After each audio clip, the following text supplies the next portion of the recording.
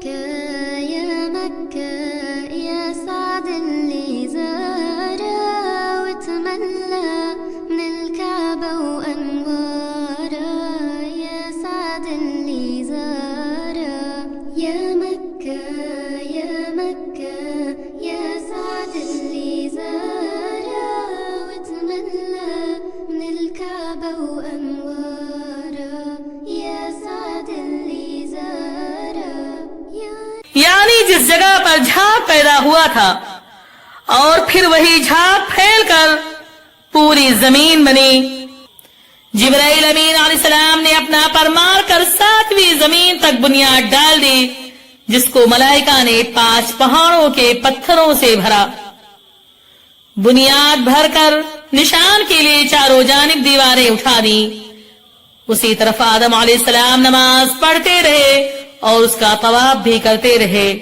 طوفان نوح تک کعبہ اسی حالت میں رہا. پہلی بار یہ زمین دیکھی. جنت سے زمین پر تشریف لاتے ہی انہوں نے بارگاہ الہی میں عرض کیا کہ اللہ تبارک تعالی میں نہ یہاں تو ملائکہ کی تسبیح و تکبیر سن سکتا ہوں نہ کوئی عبادت گاہ دیکھتا ہوں جیسا کہ آسمان میں بیت المعمور دیکھتا تھا جس کے ارد گرد ملائکہ طواف کیا کرتے تھے. جواب الہی آیا کہ جاؤ جہاں ہم نشان بتائیں وہاں خانہ کعبہ کی تعمیر کرو. کعبہ بنا کر اس کے ارد گرد طواف بھی کر لو اور اس کی طرف نماز بھی ادا کرو. جبرائیل امین علیہ السلام ان کی رہبری کے لیے ان کے ساتھ چل پڑے اور انہیں وہاں لائے جہاں سے زمین بنی تھی یعنی جس جگہ پر جھاگ پیدا ہوا تھا اور پھر وہی جھاگ پھیل کر پوری زمین بنی.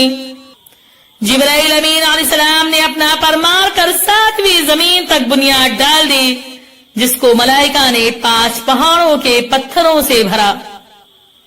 بنیاد بھر کر نشان کے لیے چاروں جانب دیواریں اٹھا دی. اسی طرف آدم علیہ السلام نماز پڑھتے رہے اور اس کا طواف بھی کرتے رہے. طوفان نوح تک کعبہ اسی حالت میں رہا. پھر اس کے بعد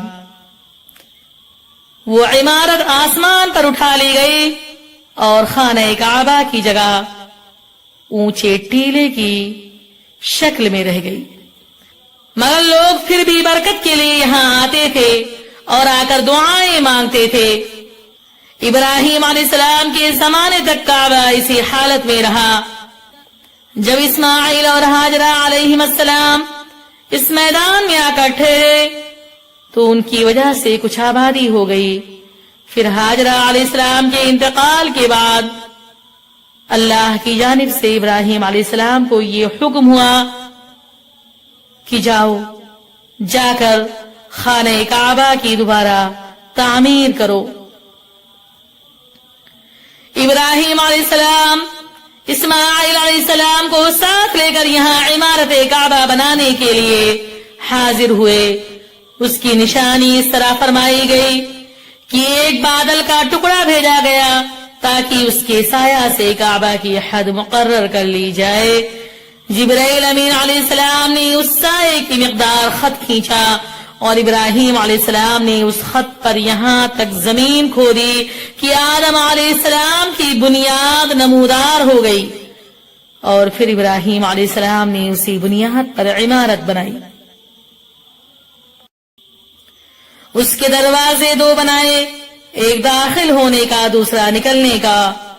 کعبہ بنانے والے اللہ کے خلیل ابراہیم علیہ السلام تھے اور ان کو غار اور پتھر اٹھا کر دینے والے اسماعیل علیہ السلام. اس عمارت میں 3 پہاڑوں کے پتھر لگائے گئے. ابراہیم علیہ السلام سے پہلے کسی نے یہاں اس طرح عمارت نہیں بنائی تھی مگر آپ کے بعد کئی دفعہ اس کی مرمت کی گئی اور اس میں حالات کی وجہ سے کچھ تبدیلیاں بھی ہوئیں. مثلا اس کی اونچائی دگنی کر دی گئی. دروازہ 2 کے بجائے 1 اور اس کا رقبہ بھی کم کر دیا گیا. لیکن بعد میں پھر اسے پرانے رقبہ میں ہی تعمیر کیا گیا. یہ ہے خانہ کعبہ کی تاریخ. امید آپ لوگوں کو پسند آیا ہوگا. اللہ تبارک تعالی